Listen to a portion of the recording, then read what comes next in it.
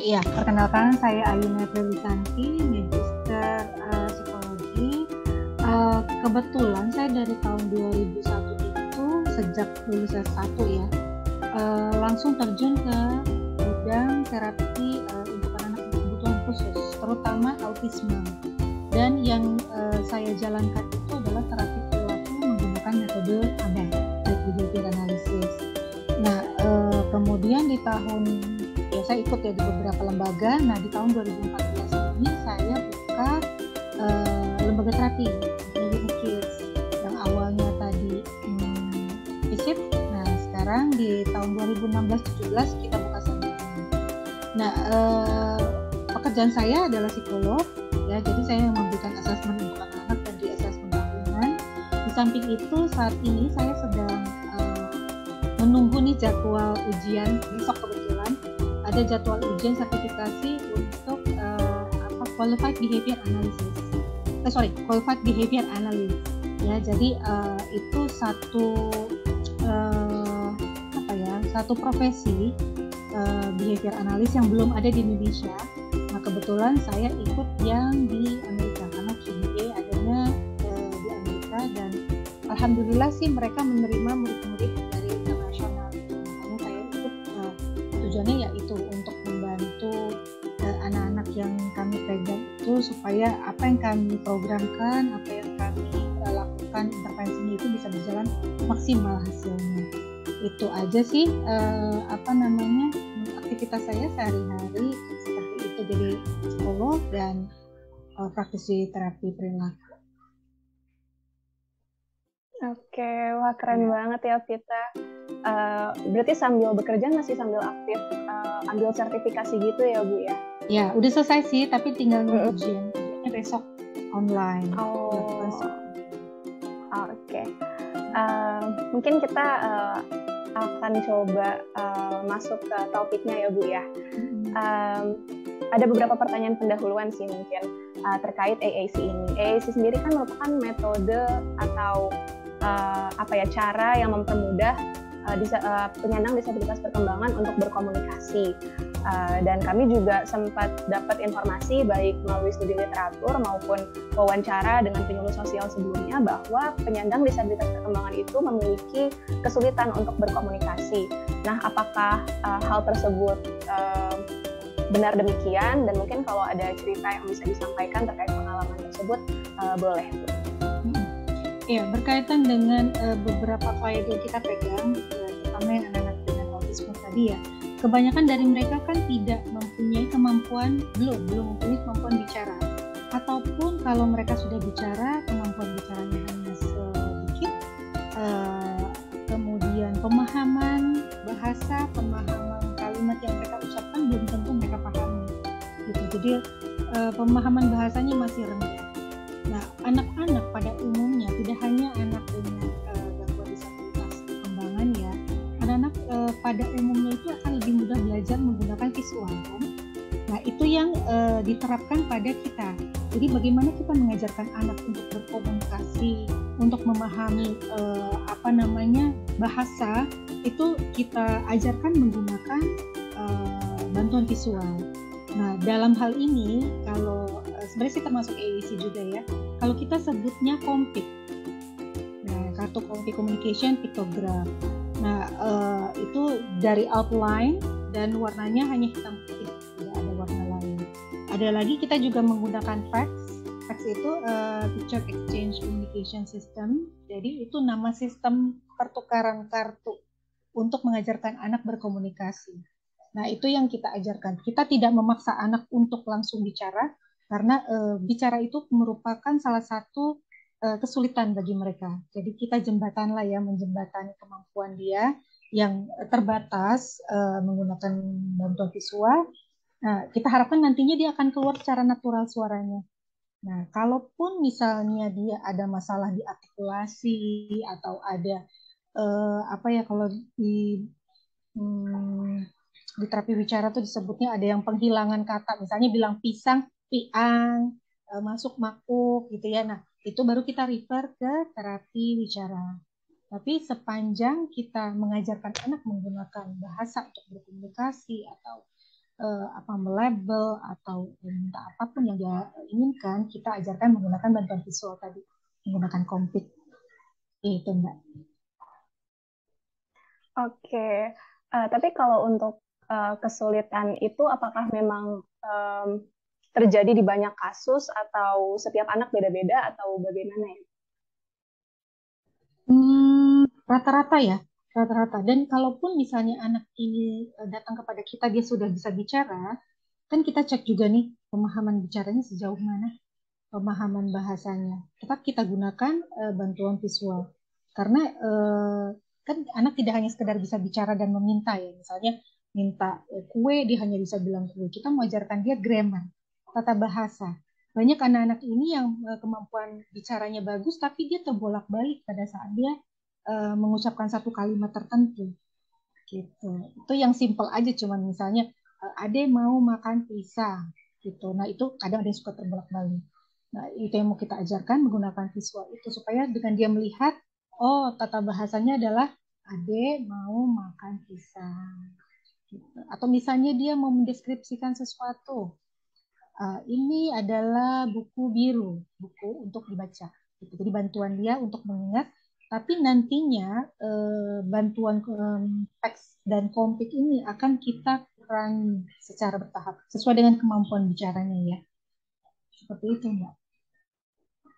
Oke, jadi mungkin banyak yang ada yang sudah bisa bicara tapi mungkin masih suka kebolak-balik dan Iya, tata grammarnya masih kurang. Oke, iya, mungkin iya. dari kita ada yang ingin ditanyakan terkait hal ini. Oh iya, Iya. sorry, saya potong. Maaf, maaf. Silakan. Satu lagi, sama untuk ini, mengingat sesuatu. Jadi kalau anak-anak ini kan agak sulit dia berpikir secara abstrak ya. Jadi kita bantu dia menggunakan bantuan visual supaya dia bisa mengingat apa yang mau dia ucapkan, apa yang mau dia sampaikan. Ya. Oke, Mbak Tria, silakan. Jadi untuk oke. Oke, sip. Ya, terima kasih banyak Bu Ayuna tadi penjelasannya dan tertarik banget sih sama tadi ada kompik ya, communication pictograph. Boleh tahu nggak kira-kira perbedaannya apa sih kalau dibandingkan dengan AAC? Karena kan setahu kami ya, dari yang kami juga pelajari, tuh AAC ini cenderung yang punya warna di dalamnya. Maksudnya mereka juga selain visual juga memainkan warna, terus mungkin kadang ada tekstur tertentu gitu ya yang membantu dan sifatnya ini dia ada di bisa software gitu ya, nggak cuma paper based aja tapi juga bisa diinstal ke gawai. Nah kalau untuk yang selama ini dipakai nih oleh Bu Ayuna dan teman-teman di Unikids itu tadi ya kompik, boleh diceritain nggak Bu kira-kira bedanya gimana dan dampaknya atau mungkin ketika itu dipakai sama teman-teman penyandang disabilitas apa sih yang jadi output luarannya yang berbeda itu sih paling. Hmm. Kalau saya jujur aja kurang begitu paham soal AAC ya, AC ini. Cuman yang saya tahu tujuannya sebenarnya sama, untuk memudahkan anak, ya kan? Apakah itu untuk mengkomunikasikan atau untuk memahami apa yang dia inginkan? Itu sih yang saya tahu ya. Nah, bedanya adalah kalau Kompik ini kan dia asalnya dari Australia. Awalnya itu dari beberapa yang saya pernah baca ya, dari beberapa orang tua yang anaknya punya disabilitas perkembangan dan punya masalah bicara, mereka bekerja sama dengan salah satu ahli untuk membuat apa sih yang memudahkan anak supaya dia bisa berkomunikasi walaupun kemampuan bicaranya terbatas. Nah, muncullah apa namanya Kompik ini. Nah, kalau Kompik itu dia satu kartu, kebetulan saya nggak sedia ya karena saya lagi di rumah. Jadi satu kartu yang gambarnya outline. Contoh misalnya Kompik bola. Dia gambar bola, di bawahnya ada tulisan bola. Nah, bolanya itu kalaupun misalnya Mbak Diva mau ke Amerika bawa Kompik itu, walaupun di situ tulisannya bola, orang akan tahu that is a ball. Misalnya mau pergi ke Rusia, tahu itu bola. Mau pergi kemanapun tahu itu bola. Nah, Kompik itu tujuannya untuk mengajarkan konsep satu kata satu benda gitu. Kenapa tidak berwarna? Karena kalau untuk basic anak-anak yang basic ya, yang dia belum paham bahasa, pada saat kita mengajarkan kata benda dan kata warna kan kita ajarkan terpisah dulu nih. Nah, pada saat kita mau satukan, misalnya nih ya, kebetulan ini kan mouse hitam. Pada saat kita mau ngajarin, kalaupun anak belum bisa bicara, kita bisa minta dia untuk menyusun kompik tadi. Apa ini? Dia akan apa namanya susun kartu kompik mouse dan kompik warna hitam. Baru nanti kita yang akan bacakan. Oh iya, mouse hitam, gitu. Kalau berwarna, khawatirnya nanti anak bingung, ya kan? Misalnya nih, gambar mouse-nya hitam, tapi saya pas punya mouse putih. Kan nggak mungkin dia susun kompik mouse yang berwarna hitam dengan kompik warna apa namanya putih. Jadi kayak kontradiktif dong. Yang satu bendanya hitam, yang satu warnanya putih. Ya sampai sini paham ya maksudnya ya. Ya, jadi untuk mengajarkan satu apa namanya tata bahasa dan pemahaman konsep suatu benda atau mendeskripsikan gitu. Nah, nantinya kalau misalnya anak memang sudah bisa, itu bisa apa namanya dilakukan dengan menggunakan kartu-kartu berwarna. It's okay. Itu tapi basicnya harus kita ajarkan sebaiknya sih ya kalau dari pengalaman saya adalah hitam putih supaya jelas kalau kita bicara warna itu Mbak. Oke, menarik. Jadi bertahap juga ya Mbak ya, bukan apa maksudnya, karena kan balik lagi ya teman-teman penyandang nih kadang butuh pengulangan yang sifatnya repetitif gitu, maksudnya terus diulang gitu biar semakin ingat juga, dan yang enggak ngajarinnya tuh nggak yang kompleks itu, jadi memang harus satu persatu juga gitu ya, apalagi Iya. kalau mau bahas soal warna gitu gitu. Oke deh. Nah ini jadi menarik juga sih, saya dan teman-teman tuh selalu dapat info kayak, oh akan lebih mudah nih kalau belajar pakai visual daripada mungkin suara atau tulisan aja. Nah, kalau dari sudut pandang Mbak sendiri di Unikids, seberapa berpengaruhnya itu sih Mbak metode pembelajaran lewat visual tadi itu, mungkin juga termasuk dengan tekstur atau warna dan sebagainya untuk bisa ngajarin metode komunikasi nih ke teman-teman penyandang disabilitas gitu. Ya, sangat bagus sekali Mbak karena apa? Dengan visual itu anak lebih mudah untuk membayangkan, lebih mudah untuk memahami, apalagi ditambah dengan tekstur ya. Jadi benar-benar dia bisa mengalami itu tuh secara real, nggak cuman apa namanya dia dengar saja dan dia berusaha setengah mati untuk memvisualisasikan di otak dia itu. Jadi saya rasa mau EEC, mau Kompik, teks atau apapun itu yang tujuannya memang untuk memudahkan anak-anak disabilitas untuk memahami dan bisa menyampaikan apa yang dia ingin sampaikan itu akan lebih baik sih, bagus gitu Mbak. Oke deh kalau gitu, udah cukup clear sih ya tadi perbandingannya antara Kompik dan AAC dan gimana metode visual itu bisa membantu banget untuk teman-teman penyandang belajar komunikasi. Mungkin selanjutnya mau bahas soal metode AAC-nya Dewung nih yang udah dibuat. Diva mungkin boleh coba kenalin kali ya kayak apa yang udah dibuat sama Dewung gitu. Dan mau minta feedback sebetulnya.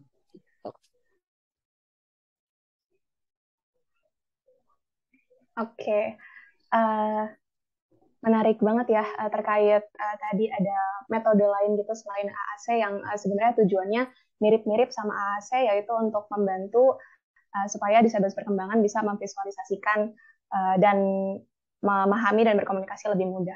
Mungkin aku izin sedikit menjelaskan kalau yang AAC yang sedang dikembangkan Dewung ya Bu. Jadi untuk kesulitan berkomunikasi ini, Dewang Pharmaceutical Company sebagai perusahaan layanan kesehatan itu memang concernnya lebih fokus ke kesulitan komunikasi dan dampaknya ke kesehatan. Jadi dengan adanya kesulitan komunikasi tersebut, kan dikhawatirkannya penyandang disabilitas perkembangan itu mungkin sulit untuk mengungkapkan seperti gejala penyakit, atau mungkin mereka bingung cara nyampeinnya udah berapa lama sakitnya dan sebagainya. Jadi EAC yang dibuat Dewung ini memang fokus untuk membantu mengkomunikasikan terkait gejala penyakit, severitas penyakit, durasi penyakit, seperti yang mungkin sudah Ibu sempat lihat juga sedikit di draft yang diberikan Kak Jonathan gitu ya. Ya. Nah, kemudian kami ingin mungkin meminta pendapat Ibu gitu ya, gimana sih apakah metode seperti ini memang benar-benar akan efektif memudahkan mereka menyampaikan rasa sakit yang mereka miliki gitu. Dan kalau bukan melalui AAC ini, sebelum-sebelumnya kira-kira ada metode apa sih Bu yang biasanya atau umum diterapkan oleh penyandang disabilitas perkembangan? Oke, saya sudah sekilas lihat beberapa ya yang punya Daewoo dan itu bagus banget karena benar-benar memvisualisasikan bagian mana yang sakit, seperti apa rasa sakitnya, karena kan kayak sakit kepala tipenya beda-beda kan. Nah, itu yang benar-benar membantu mereka karena ya sekali lagi mereka akan sulit untuk bilang sakit di sebelah mana. Oke, dia bisa bilang sakit di perut, tapi sakitnya model apa itu kan macam-macam kan. Nah, itu sih kalau menurut saya sih itu berguna banget. Nah, yang biasa kalau kami lakukan itu biasanya sih kalau di kita pakai yang namanya social story. Jadi misalnya nih tentang rasa sakit. Jadi kita pakai cerita plus pakai gambar gitu. Jadi kita memberikan cerita, membacakan kalau anaknya belum bisa ya, membacakan cerita, kemudian membahasakan dirinya sebagai si anak itu. Jadi bilangnya aku atau saya atau nama si anaknya. Gitu. Contohnya nih, misalnya rasa sakit, sakit gigi gitu ya, misalnya, eh, setiap hari aku suka menyikat gigi, gigiku putih bersih dan sehat. Kalau sakit, aku akan bilang ke mama, gigiku sakit yang di sebelah sini, misalnya gitu ya. Nanti itu ada beberapa foto, boleh foto, boleh gambar, gitu. Gigiku yang sakit di sini. Kalau sakit, mungkin aku suka banyak makan manis. Gitu. Aku akan ke dokter gigi. Setelah gigiku sehat, aku tidak akan makan permen lagi. Salah satu contoh. Jadi satu kalimat ada gambar, satu kalimat ada gambar, dan itu dibuat sedemikian sebisa mungkin kalimat itu harus sederhana, jangan terlalu panjang. Gitu. Jadi anak melihat gambar dan dia mendengar kalimat supaya ibaratnya tuh menyinkronkan gitu. Asosiasi antara gambar ini dengan kalimat kayak gitu Mbak. Oke, mungkin kalau dari pendapat Bu Ayuna sendiri, dari ES yang sudah dirancang Dewung, apakah kalimat-kalimat yang digunakan itu sudah cukup sederhana, atau mungkin aspek-aspek lain seperti gambarnya, mungkin apakah tepat sasaran gitu untuk membantu mereka mengerti, begitu Bu? Oke, sebentar saya lihat dulu ya, sebentar lagi ya. Iya, boleh Bu. Sekilas. Kalau saya lihat sih sudah simple ya, simple. Jadi nggak kebanyakan kalimat dan ini memang langsung di apa namanya di targetnya. Misalnya saya makan makanan pedas. Kemudian saya makan tergesa-gesa ya. Tuh. Jadi buat saya sih udah cukup simple sih. Oke, berarti uh, dengan udah simpelnya itu berarti udah cukup memudahkan ya Bu, karena kalau kalimatnya panjang, kompleks, berbelit-belit, justru malah akan bikin susah gitu ya Bu. Iya, karena poinnya kan gak mungkin dapat. kalau mungkin dari segi lain, apakah ada saran atau kritik gitu Bu untuk AAC yang sedang dikembangkan oleh Dewi ini? Soal gambar ya.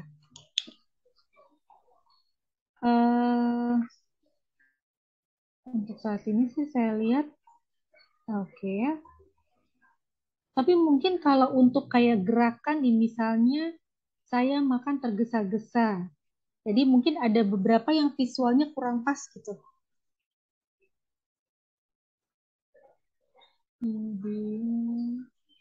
Cuman overall oke sih saya lihat ya bagus. Udah cukup bagus Mbak.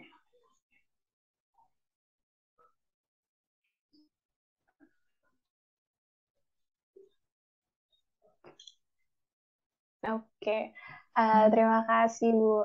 Mungkin untuk pertanyaan juga, kira-kira buku ini apakah cocok untuk digunakan atau membantu penyandang disabilitas perkembangan dari beragam usia, atau kira-kira seperti apa Bu?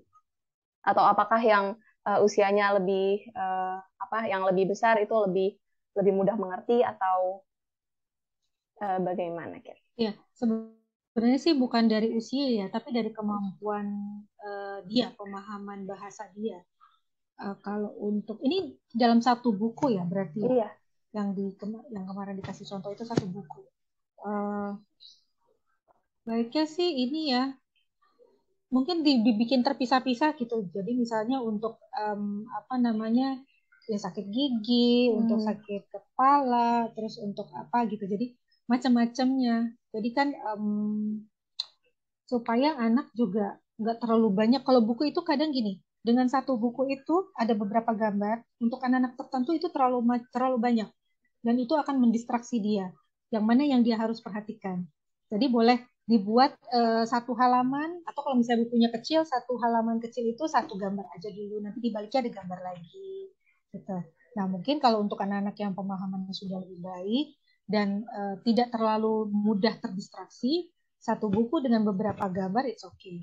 Gitu. Tapi untuk anak-anak mungkin yang sedikit lebih kecil dan pemahamannya lebih rendah, buat yang lebih apa namanya satu-satu aja, jangan terlalu banyak pilihan gambar.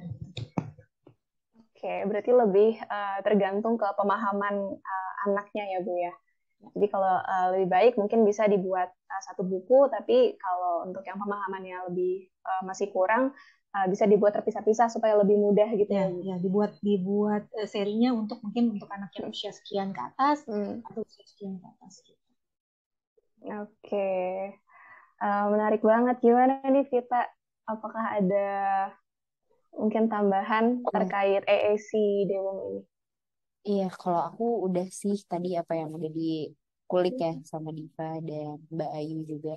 Dan udah cukup, karena aku belum punya perbandingan juga sebelumnya sama tadi Kompi kayak dan metode-metode lainnya. Tapi so far percaya banget sih bahwa metode AAC dari Dewong ini pasti udah bisa jadi salah satu metode yang mempermudah teman-teman penyandang disabilitas saya untuk bisa berkomunikasi gitu. Apalagi tadi udah divalidasi juga ya sama Mbak Ayu tentang gimana metode visualisasi dan juga lewat audio juga ya, misalnya berbarengan secara simultan itu tetap harus didukung juga ya, itu juga akan saling membantu gitu untuk pada akhirnya bisa membantu teman-teman penyandang bisa berkomunikasi dengan baik gitu. Apalagi kalau di Dewong kan sebenarnya tujuan utamanya itu kita pengen anak-anak penyandang disabilitas nih mereka tahu gimana caranya untuk mengungkapkan rasa sakitnya gitu ya dan nggak sebatas itu tapi juga gejala-gejala lainnya gitu sih kalau dari saya itu. Terima kasih Kalau banyak. nanti Mbak mau, nanti aku kirimin contoh video mungkin ya, video penggunaan komik gitu. Jadi Boleh. nanti bisa Iya, compare. boleh. Nanti saya minta dulu ke terapis ya untuk yang sesinya sama anak-anak gitu. Jadi lebih natural. Iya, seru sih biar bisa kita coba bandingin gitu. Karena kan kalau setahu saya juga kayaknya di Indonesia belum banyak ya AAC ini setelah kemarin coba nyari-nyari eh, Korea, Australia itu yang mulai banyak pakai AAC ini. Atau mungkin tadi Kompik juga sebetulnya dari Australia ya, Bu Ayuna. Iya, Dari Australia. Iya. Oke deh. Gimana nih? Ada pertanyaan tambahan lagi kah? Kalau dari aku juga sama sih, kayaknya udah cukup, udah banyak banget. Makasih banyak ya Bu Ayuna sharingnya. Iya, mungkin sebelum ditutup ini Bu, jadi kebetulan kita ada pembuatan konten ya buat si metode AAC ini. Jadi nanti videonya ini recordingnya mau dipakai untuk kita bikin video. Jadi izin untuk Bu Ayuna sih, apakah diperbolehkan gitu nanti hasil ini videonya kita jadikan konten edukasi di YouTube gitu Bu. Boleh, Aman boleh. ya? Tapi Boleh boleh ya? izin, boleh juga nggak tolong di tag Unikids-nya. Jadi Oh, boleh. apa namanya, biar mereka juga kalau misalnya memang membutuhkan kan bisa cari tahu kemana dia harus apa namanya cari terapinya ya. Iya, iya, iya. Oke, siap. Nanti kita tag. Unikids platformnya ada apa aja, Bu? Kalau boleh tahu. Sosial Ada media. website, IG, Website. eh, Oke. website IG, Telegram. Ya Hmm. biasa mah yang dipakai mah IG sama ini aja ya, website. Oke, nanti Ada YouTube kita juga mention. tapi kurang jalan sih karena waktu, kalau kayak gitu kan harus bikin videonya ya, kadang-kadang waktunya nggak dapat, cuma Benar. sedikit sih. Iya. Kalau lokasinya mungkin boleh tahu di mana Bu Ayuna? Di Jatiwaringin, di Oh, di jalan Jatiwaringin. di Jalan Bina Lontar nomor 41 Jatiwaringin. Nanti akan saya titip untuk alamat dan lain-lain sama Mas Jonathan ya. Oke, siap. Oke deh kalau gitu. Nanti kalau ada yang mau disampaikan tambahan atau mau ada yang ditanyain langsung ke Kak Jonathan aja ya. Berarti Bu Ayuna untuk Oke, kontak personnya. Iya. oke, Oke. siap. Ya itu aja sih kalau dari Ya, saya dan Diva. Semoga deh percakapan hari ini bisa jadi konten edukasi yang menarik dan bisa bermanfaat nanti buat banyak orang. Gitu. Oke deh. Kasih banyak Bu Oke. Ayuna. Sampai Ya, ketemu makasih di banyak lain Bu waktu Ayuna. ya. ya, sampai ketemu